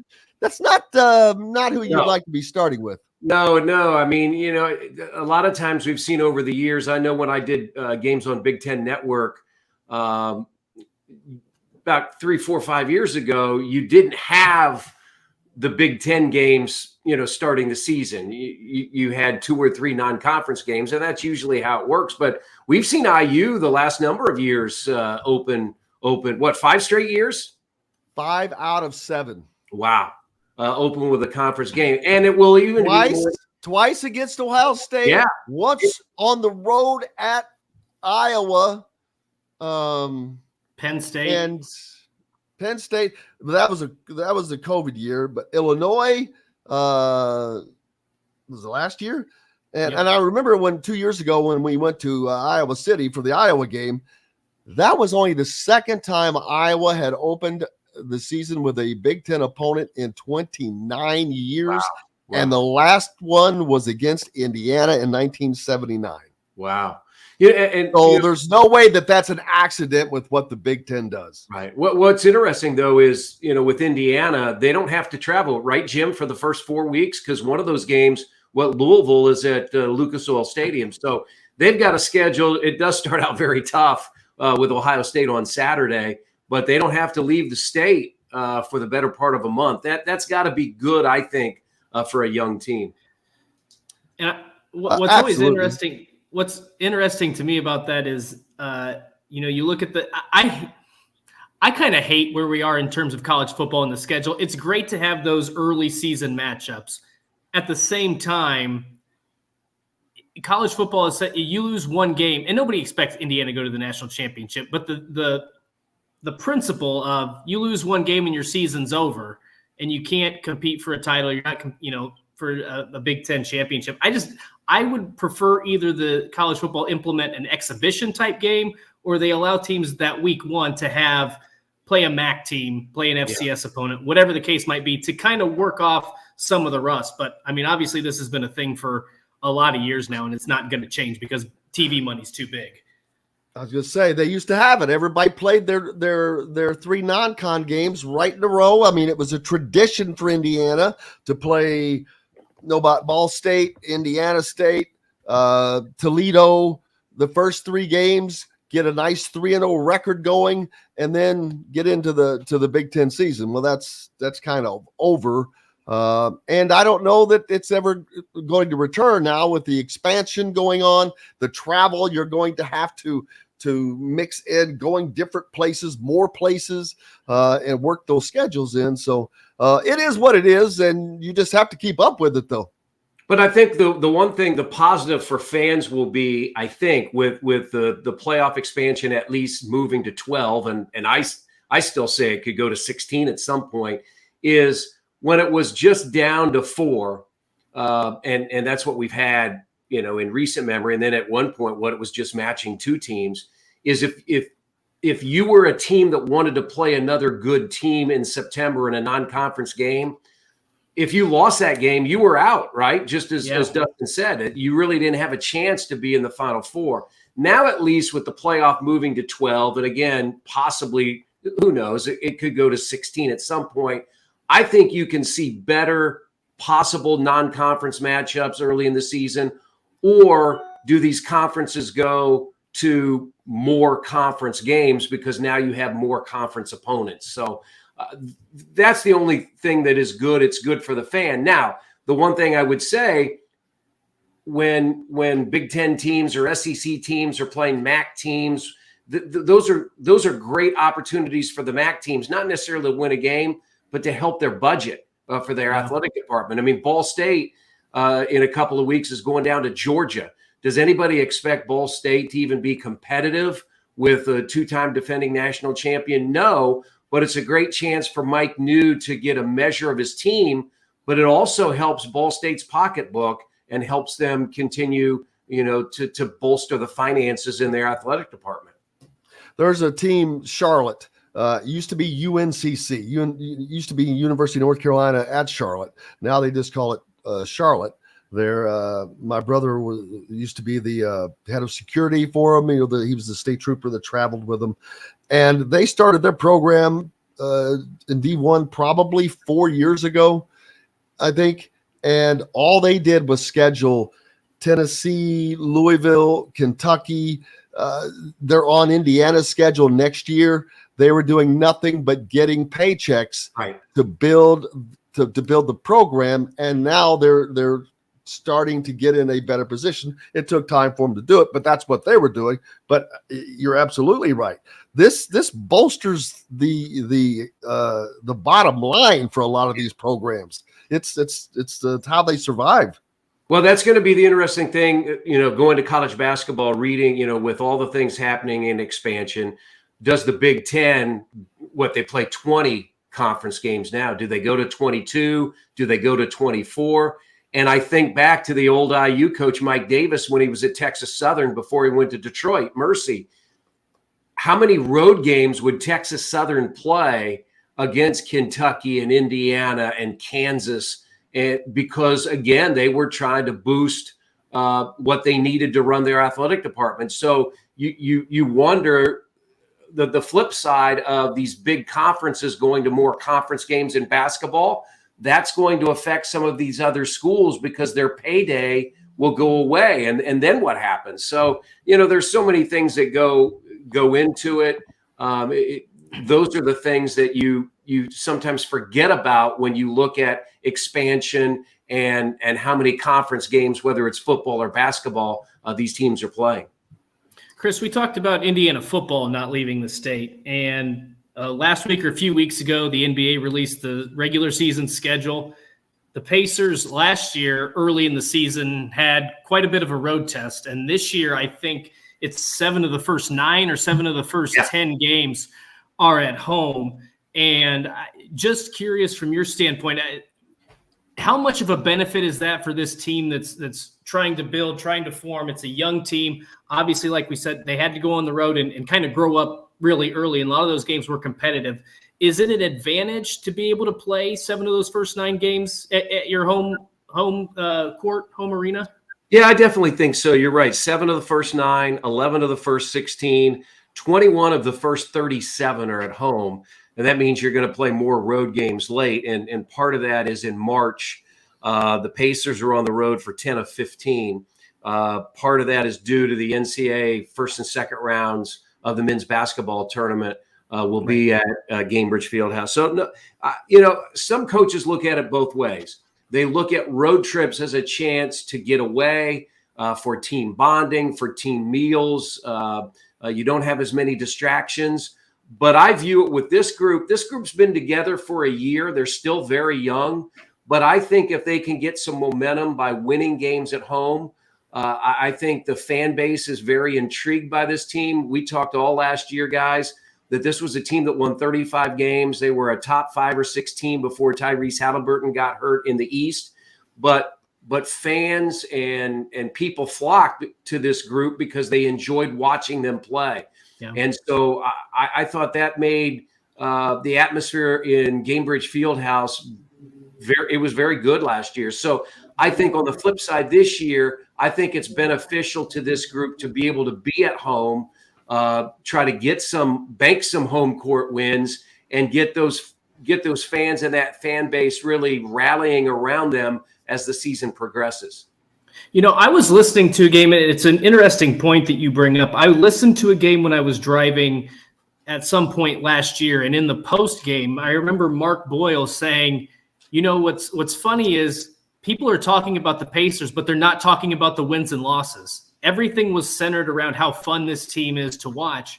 And there were so many years where it was, I don't want to paint a bad picture, but it was kind of unexciting, right? The plot was, or the point was to get the ball into Domantas Sabonis and let him go to work. And if you had some open shooters around him, he might get him the ball. But it's just such an exciting brand of basketball that I do think you're right. I feel like there's an excitement, but also an anticipation and some, like, the fan base is willing to be patient because they feel like the nucleus is there. This is going to be a team that the core group of guys is going to be there for a while, and they can see good things. It's just it's been such a drastic change from the previous years that there's a lot of excitement, even though you may not expect a ton. Yeah, I think the one thing they did last year, they underpromised, over-delivered. Yes. They went from 25 wins to 35 wins. The question is, what can you go to this year? Chad Buchanan was on the Setting the Pace podcast a couple of weeks ago. Alex Golden and Michael Facci do a great job with that. And he said, look, the Pacers could win 39 games next year, and we could feel really good about our team. We could win 42 games and maybe not feel as good, just, based on how the season goes, those types of things. But I will say, one of the things, if you've had a chance to watch Team USA over in the FIBA World Cup and see the energy and the excitement that Tyrese Halliburton brings to the floor, I think NBA fans, I follow formerly called Twitter X, and people are really talking about Tyrese Halliburton and the dimension that he adds to Team USA. And that excites people to watch him with this Pacers team this year, with Miles Turner, with Benedict Mathurin, with Obi Toppin now, with Bruce Brown. So I think the excitement that Tyrese Halliburton has generated, in his year and a half with the Pacers, what he's doing now with Team USA, only makes people hungry to watch he and his teammates when the season starts in October. And what's really interesting, too, is I feel like in Indiana, we get that player so rarely. You get a lot of buzz. Obviously, social media wasn't around when Reggie was playing, but there would have been a lot of buzz about that. Then there was a kind of a long lull, and then you get Paul George, and everybody's talking about Paul George. Now you don't have as long of a lull, but now everybody's talking about Tyrese Halliburton. And I just feel like he's the kind of player that they're going to build this franchise around. There's a lot of excitement about him, but it's just so rare. And I don't want to say it feels like an underdog story, but he's not a player that would have been on a lot of radars. He's an up and comer, kind of like Paul George was. Like out of Fresno State, nobody really expected him to do that much. I think he averaged like 7 or 8 points his 1 year in college.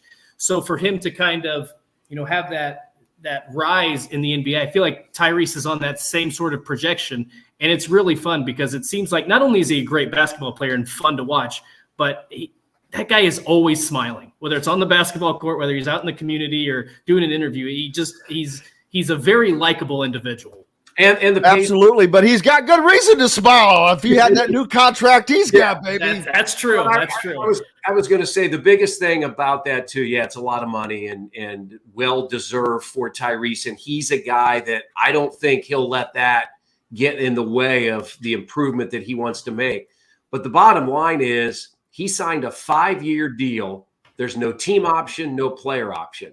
So for Pacers fans, you can project 5 years out what you hope this franchise will look like around a guy that you are building around. And Paul George was a fantastic player, helped lead the Pacers to 2 Eastern Conference Finals. We saw what Victor Oladipo did, in 2018 with the playoffs. But I just think there's such a better feel about what Tyrese can do over this next 5 years. And the commitment that he's made to the city, the commitment that he's made to the franchise, and the commitment that the franchise has made to him, because they've invested a lot of money into Tyrese Halliburton. But, that's the fascinating thing about sports and why we love following our favorite teams. We still have a little over a month before training camp starts. Media Day is October 2nd. Training camp will start Tuesday, October 3rd. Season starts a week later. The Pacers open on the 25th at home of October against Washington at Gainbridge Fieldhouse. So, still this is a little bit of the quiet time for the NBA. There have been a number of players on their own in the Ascension St. Vincent Center working out. They don't have to be there, but you'll start to see most of the team getting together in early September, about a month ahead of training camp. Have you been watching FIBA basketball at all? Oh, yeah. I've been watching Team USA. I mean, I woke up the other night and I was hungry, so I had a bowl of Raisin Bran, and at 4:45, I watched Team USA. So, yeah, I'll continue to watch. I've watched some of the other games. It's in FIBA. The international game is a little bit different.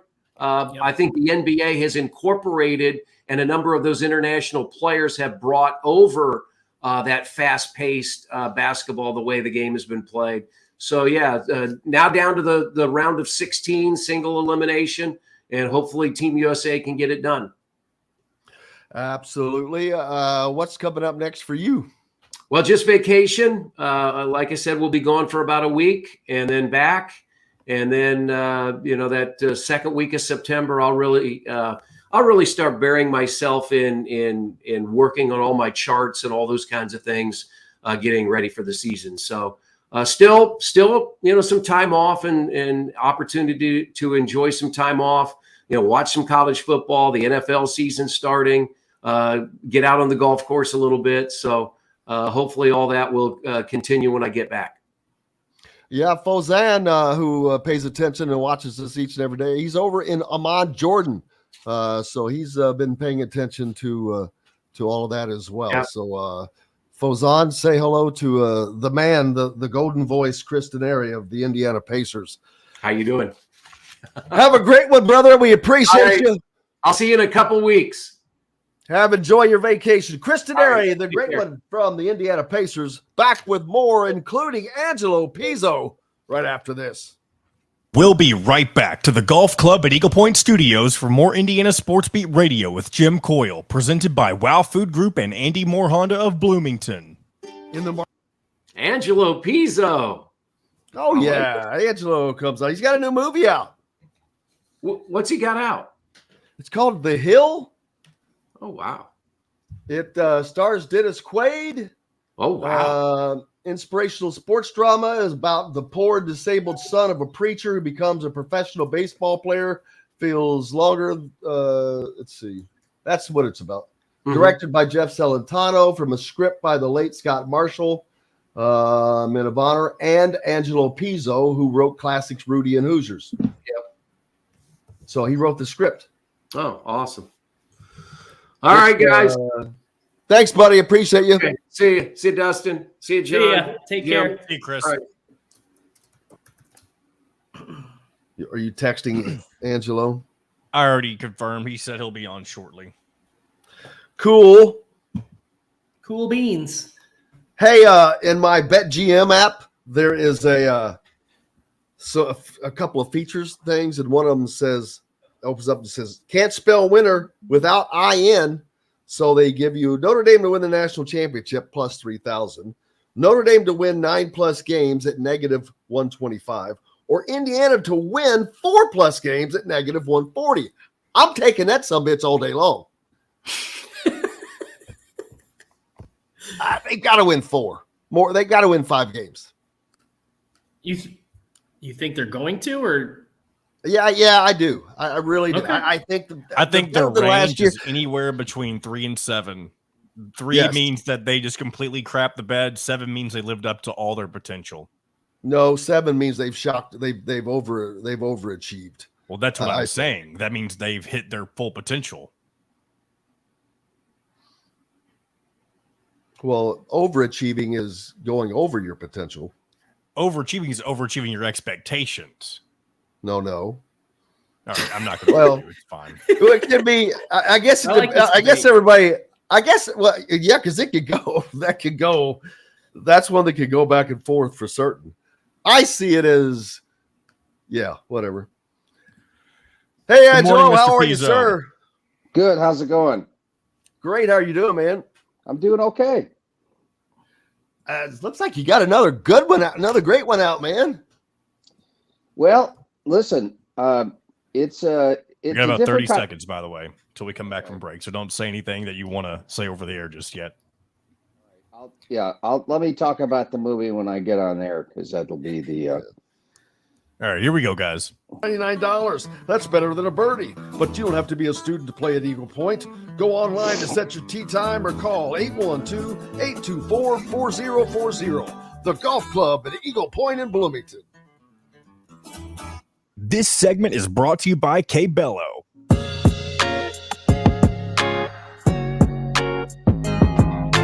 Now back to the Golf Club at Eagle Point Studios for more Indiana Sports Beat Radio with Jim Coyle, presented by Wow Food Group and Andy Moore Honda of Bloomington.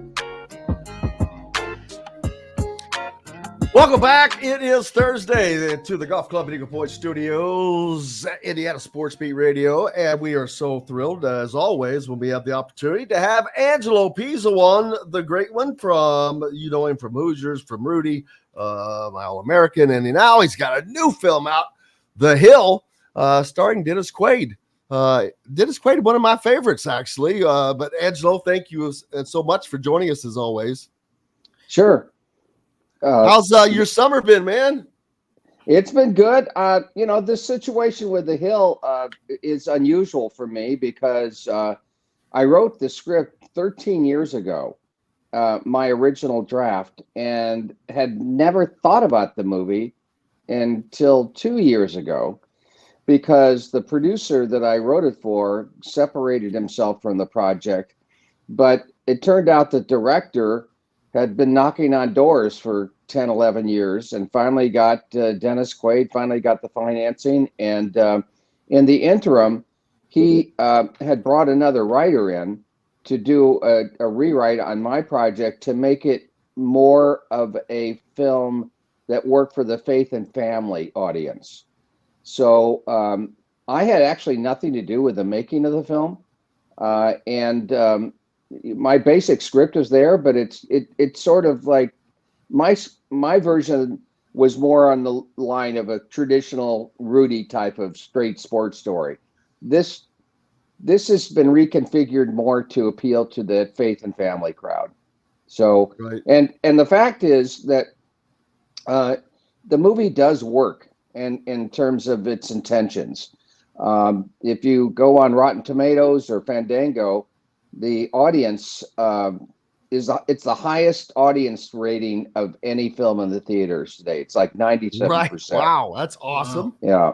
So Well, that's got to be gratifying, knowing that something that was in your mind 14 years ago, probably, because you have to start thinking about it, but that you put down on paper or whatever that long ago, that not only stood the test of time, but is now being enjoyed by an audience that much later, because that's usually hard to do, because as society moves on, things change and all that. But that's got to be super gratifying.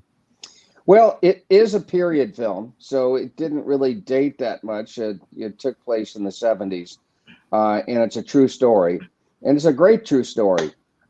It's sort of a mixed bag, Jim, because my version of the movie that I wrote is probably better than the one that's up on the screen. But from my point of view, I'm not saying it would be objectively better, but I didn't. That's what, when it comes down to movies like you mentioned, My All American, Hoosiers, Rudy, I either directed or produced them. So my fingerprints are in every frame of that film. In this one, I'm there, but I'm not there. So it's sort of how hard was that for you? It wasn't easy to watch the film, Yes. because I do remember some scenes, and I know they changed a lot of dialogue, and I'm thinking, no, don't say that. My original line was better. But again, I'm coming from a very subjective, biased point of view. The bottom line is the movie works for people. I've gotten so many positive responses from people who've seen the movie. So the proof is in the pudding. And I'll say this, they originally planned to open 3 weeks ago in 1,100 theaters. And there was such a positive response for the film based on the trailer and other testings, is they added 500 theaters, and it opened on 1,695 theaters this past weekend. And it did fairly well, but it did extremely well in terms of definite recommend on exit polls. So they're adding another 300 theaters this coming weekend. So it'll be in over 2,000 theaters. And That's no film of mine has ever opened in that many theaters.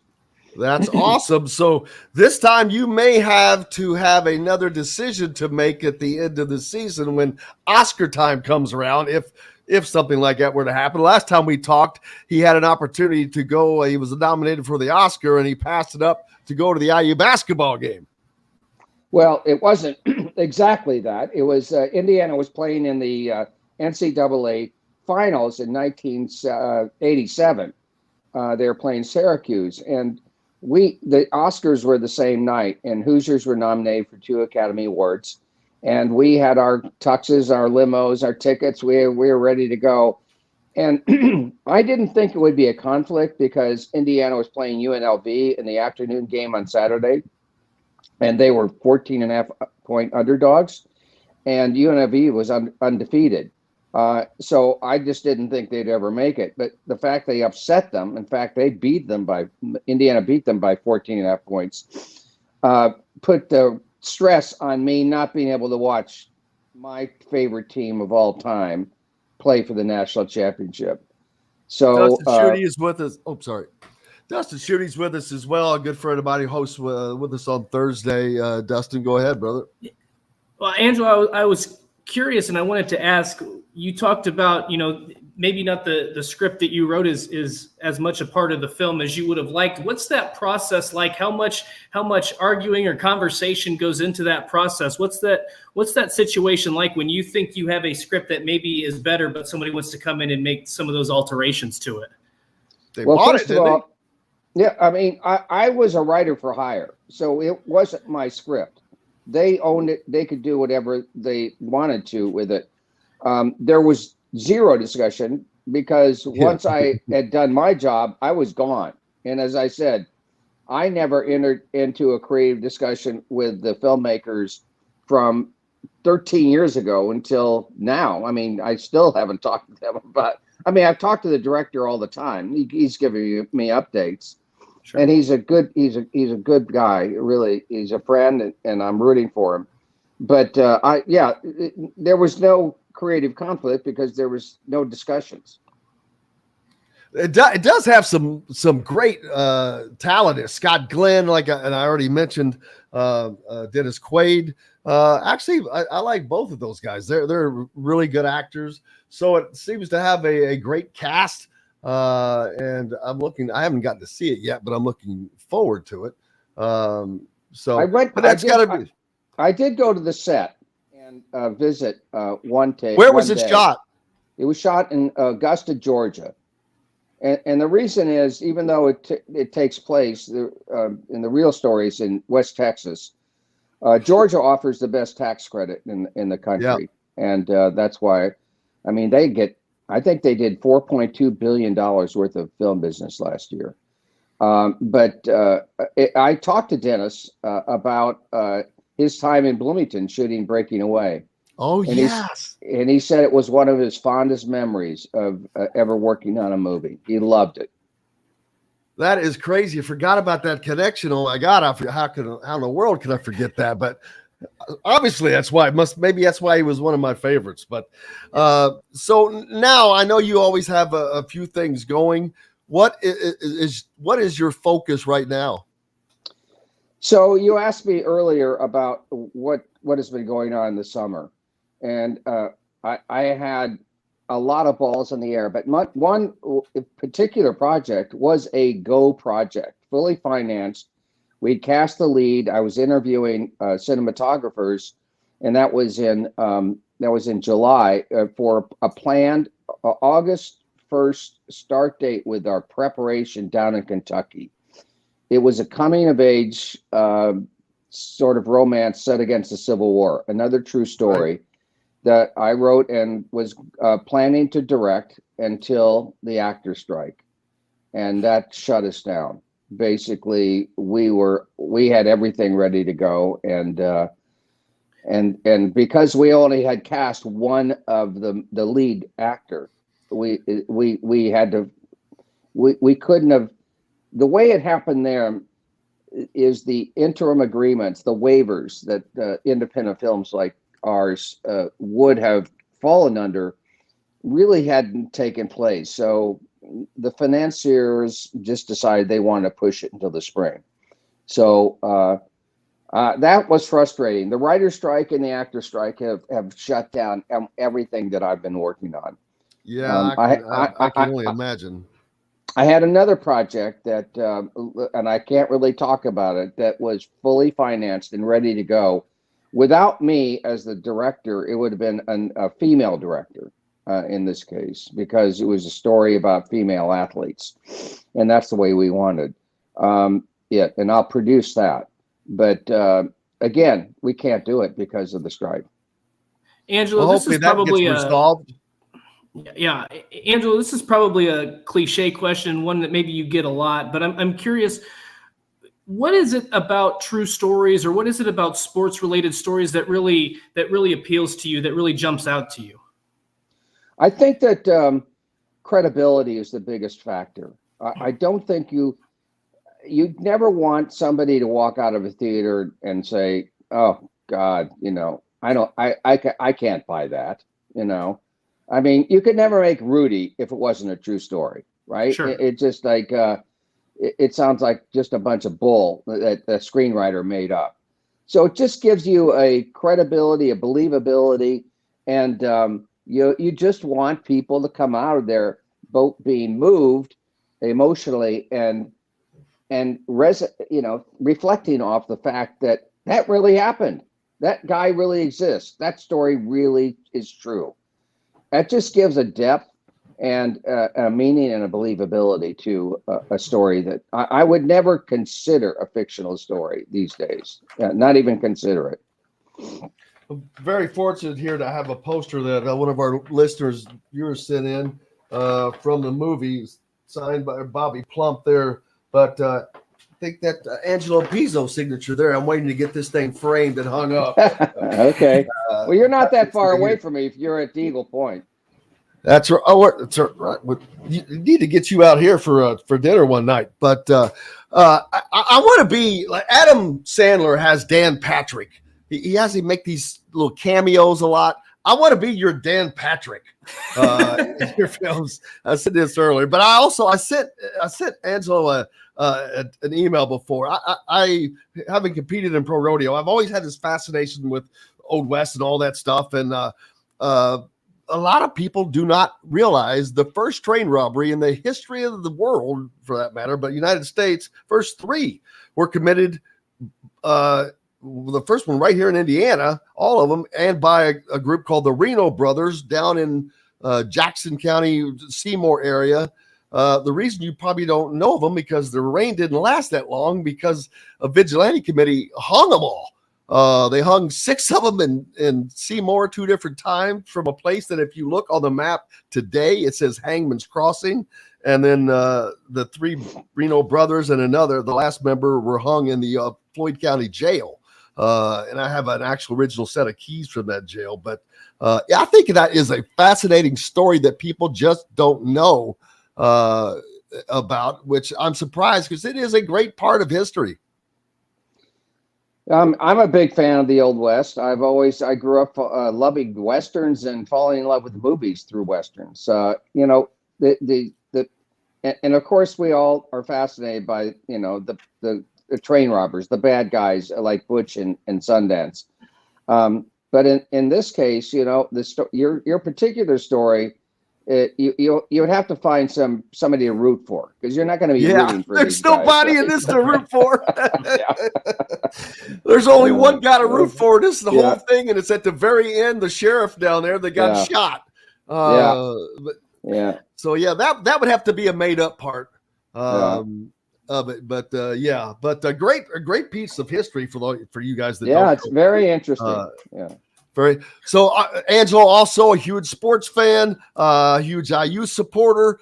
Indiana football obviously getting ready to start on Saturday against Ohio State, but a lot of visitors. IU basketball. Mike Woodson has tons of recruits coming in every weekend. Things are looking great in that regard. Tournament last year, that's got to be some excitement for you as well. Very excited. I know a bunch of people on the coaching staff and including Coach Allen, and I've been privileged to go to some practices. And look, here's the truth. It comes down to no matter what happened the previous season, basketball and football, I'm all the ever optimist, hopeful. Glass is not half full with me; it's 3/4 full. So I could actually I'm trying to make a case for how we're going to play Ohio State tough and maybe even upset them. So, the truth is I could rave about certain players, that I saw at practice. But the tough thing about watching a scrimmage is if the offense does well, you think, well, maybe the defense is not that good. And if the defense does well, maybe the offense is not good. You can't really tell, but I've been more impressed with the skill position players this year than I have been in previous years. I think that we have 4 really, really good quarterbacks, and they all have kind of different skill sets. But the big thing for our quarterback position is experience. The sum total of snaps between our first 3 guys are 10 in college. So who knows who's going to respond best when the bullets start flying, or with Ohio State, the howitzers start flying, and it's the biggest X factor of all for our team is our quarterbacks will respond under pressure, and who rises to the occasion. I think it's been very clear that Brendan Sorsby and Taven Jackson are dead even. And my guess is I don't think they're just going to name a starter and stay with him no matter what. I think both guys will play a lot the first 3 or 4 games until someone emerges. But my sense is that Coach Allen is going to give, and Walt Bell, the coordinator, is going to give them each a shot in the real-time football. We'll certainly find out. Angelo, I can't thank you enough, as always, for always being so gracious with your time with us. We appreciate you and look forward to talking to you again soon. All right. Well, enjoy the Hill. Let me know what you think about it.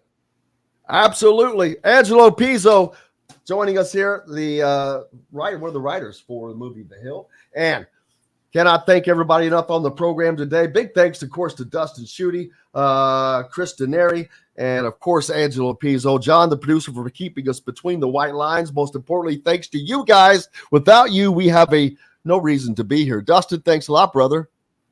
Appreciate it. It was fun, Jim. Always great to see you. Need to see more of you.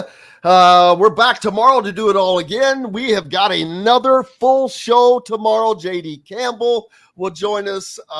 Travis Miller from Purdue. Jeffrey the Greek. We're going to have football picks. We need Dustin. We got to get Dustin back in on that mix on Fridays, too. I can't even remember who all is with us tomorrow, John. Did I miss anyone? Bob Kravitz and Zach Osterman. Bob Kravitz. Yep. Oh, my God. Wow. Holy cow. I'm not sure we're going to have enough time, but we're out of it today. Until tomorrow, I'm Jim Coyle. I will see you on the radio. Thanks for listening to Indiana Sports Beat Radio. Be sure to subscribe to our YouTube page for more clips and team coverage of Indiana basketball, football, and more. You can also find full episodes and tons of other content on thehoosier.com. We'll see you next time for another edition of Indiana Sports Beat Radio.